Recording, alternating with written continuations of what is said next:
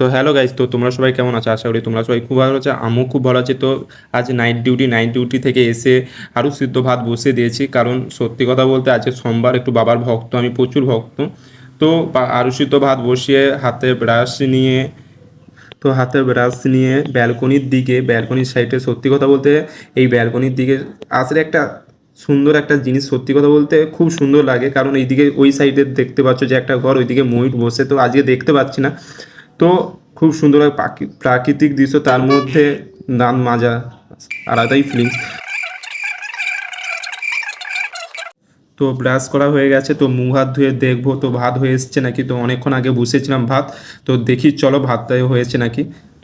তো এসে দেখি ভাত এর দিকে ফুটছে, এখনও টাইম লাগবে ভাত। আর এদিকে দেখতে পাচ্ছ পটলটাও পুই হচ্ছে, এখনও সিদ্ধ হয়নি। আর এদিকে ডাল তো একদমও সিদ্ধ হয়নি। তার মধ্যে খিদা পেয়েছে তো রাত্রে থেকে কিছু খাইনি, খিদা পেয়ে গেছে। তো এখন বানাবো আমি ম্যাগি।